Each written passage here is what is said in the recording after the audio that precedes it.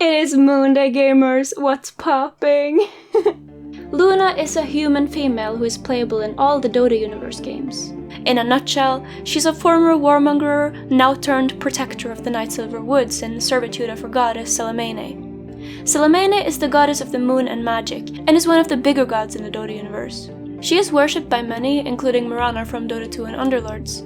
But how did Luna end up becoming a believer? What's up with the Night Silver Woods? And who's Salamene? Let's first cover her artifact, Underlords, Dota 1 lore and trivia, and then delve deep into answering those questions. In Underlords, she is allied with the unrevealed Underlord Grek, but otherwise she has just answered the call and is taking a break from her protecting the Night Silver Woods. Her voice lines do not reveal anything new. Grek is a snake oil salesman who is very scummy and scammy and in general icky, so I don't know why he would be allied with Luna. In Artifact, Luna sees her former war-hungry self in Sorla Khan and seeks to show her a more peaceful path. She explicitly wants to join the Roseleaf battle to defeat Sorla herself and beat some sense into her. Once I was like Sorla Khan, a warlord that did as she pleased. Strong and immortal, I knew that no man or beast was my equal, until my hubris cost me everything. It was there, at my lowest, that Salamene found me, tested me, and showed me the moonlit path. Much time has passed since that day, and I find purpose and pride in protecting the Night Silver Woods with other members of the Dark Moon. But word has spread of Sorla Khan's march, and while we have never met, I understand her all too well. And so I travel to Roseleaf to defeat her and save her from herself. For those who don't know, shortly and sweetly, Sorla Khan and Legion Commander clash in the Roseleaf Forest because the Oglodi Red Mist army is afraid of Stonehall and the Bronze Legion's growing empire. In the crossfire, the people inhabiting the forest, the Vools, end up rising up and getting shut down. This causes their leader, Rix, to take the demonic oath with the court of Risto. The war is attracting a lot of heroes that initially have nothing to do with the fight, such as Luna, but also Omni Knight, who is aware of Rix raising the dead with the oath. He wants to join the battle to partner up with Luna, so her goddess Salamene and his goddess Domnitians can together fight off the evil Rix has stirred. We will come back to Salamene, but the last thing you need to know from Artifact is that Salamene is very real. She has a card where her actual incarnation comes to join the battle. Listen to this. Like any mother, I've had to watch as harm befalls my children, hoping that by not intervening, they would learn how to navigate this cruel and unfeeling world. But sometimes the cries of my beloved are too loud for me not to answer. In Dota 1, Luna is also a follower of the moon goddess, but her name is instead Elune. Luna is a night elf fighting on the Sentinel side against the Scourge. The name Luna literally means moon in Latin and many other European languages. It is also a name that is shared by many pop culture characters that are somewhat related to the moon, such as Luna Lovegood from Harry Potter.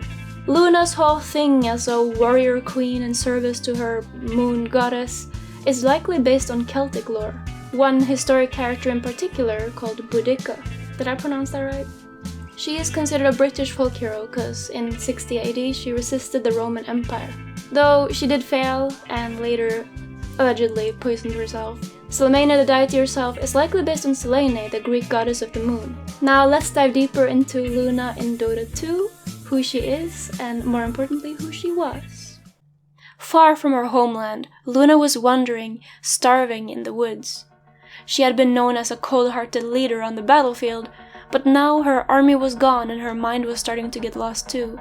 After months of wandering, she found herself in the Night Silver Woods, with a stare from a beautiful feline beast glowing from the bushes. As it ran away, Luna decided to reclaim some of her former pride by chasing the beast with her rusty dagger. Again and again, she thought she finally had the creature cornered, but every time it got away. She could keep following it because of the guiding lights of the full moon shining brightly. Eventually, the beast led her to the top of a hill, where it sat in the open, ready for her. As it charged towards her, Luna accepted her death in her final moment, before the cat snatched the dagger from her hand. Soon, Salamene's followers emerged around Luna and revealed that she was the chosen one that the goddess herself had guided here. Without knowing, Luna had partaken in and passed a sacred ritual of the Dark Moon, a warrior faction in charge of protecting the Night Silver Woods. She completely abandoned her past warmonger self and is now instead a warrior serving the good goddess Salamene.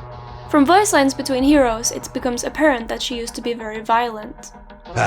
You have a reputation for bloodlust, Luna. People don't change, Luna. So ends the Scourge of the Plains. Underlord seems to want to invade the Night Silver Woods. Pity. I had hoped you would live to see Night Silver burn. Also, we get to see some of Luna's relationship with Mirana. While Luna is a warrior of Salamene, Mirana is a princess of the moon. She too defends the Night Silver Woods on top of a large feline and worships the goddess. Salamene trusted in you. I did not. The relationship gives off some competitive vibes. Luna says this after killing Mirana. Don't blame me for being ambitious. She is allied with both Lena and Crystal Maiden. Bring them winter, Crystal Maiden. Light the way, Lena. Mirana is, unlike Luna, not part of the Dark Moon Order. The Dark Moon Order is a bit misleading because it makes it seem like Luna is defending the Dark Moon, but the Dark Moon is in fact what she and Salamene is opposed to. So this duality of Salamene's part of the moon versus the Dark Moon Horde is something I will come back to, but for now, all you gotta know is, an event in 2017 in Dota 2 made you fight the Dark Moon Order to protect the Night Silver Woods against the Dark Moon Horde. Not to be confused with the Mad Moon, which is the prison the ancients were contained in before it sundered and scattered all over Earth. The warriors of the Night Silver Woods have defended their land from the Dark Moon Horde for millennia, and it is their main purpose. What the Horde is exactly is unknown. Let me get this straight. You named your group after the thing you fight to stop. Does that not get confusing? Luna and Mirana both have big cats as mounts, and Luna's name is Nova. The big shadow cats are likely pretty common in the Night Silver Woods. Luna also has a half feline, half moth mount called Avon, and a common theory is that this is the child of Nova and the lunar moth, because it's half a moth and its name is literally Nova backwards. The Moonfall cosmetic tells us about how the Night Silver Woods first got sacred when a shard fell from the sky and the first shrine of the lunar goddess was built around it. It later got fashioned into the shield Luna uses in battle. Later, the Temple of Mene was also built in the forest as Salamene's follow count grew.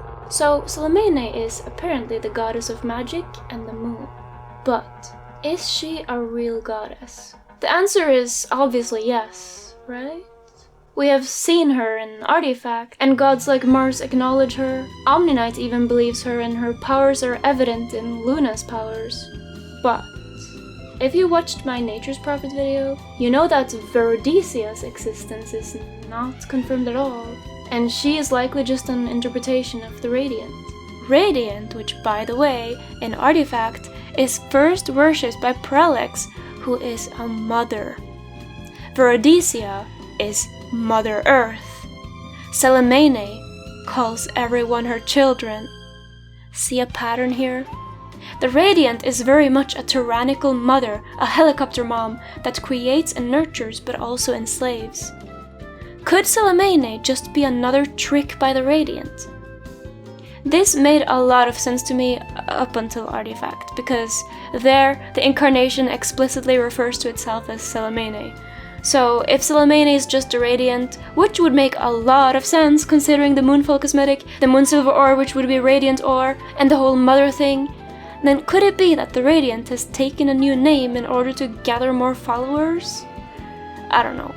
But in my headcanon, there is only two real gods, the Radiant and the Dire. Everything else magical that's not primordial in the Dota world is just influenced by their presence. It's worth mentioning an old theory I had a long time ago that Salamene was part of the primordial mind. Maybe she is a fragment just like the Dire, Radiant, and Arc Warden. But there's just not enough evidence. Until there is, I think it's safe to say that Salamene is a real goddess, since we have actually seen her and her powers recently. Luna is the favorite hero of Tyler McVicker, who is one of my best friends. He has always supported me, he has shouted me out, he has given me advice, he has just been a really good friend in general. Thank you, Tyler, and I'm so freaking happy to see all the assholes eat their words, as you have once again been proven to be right about your guesstimates and your predictions and your ability to gather so much information out of nothing. And HLVR is real, and you were right, and everybody else can shut the fuck up and sit down and listen to you. You deserve all your success, and I'm so proud of you. And thank you to all of you for watching, and I'd just like to mention that the Artifact Anniversary is coming out from the release on the 28th, and I have a special video scheduled for that date, so hope to see you then. But until then, peace.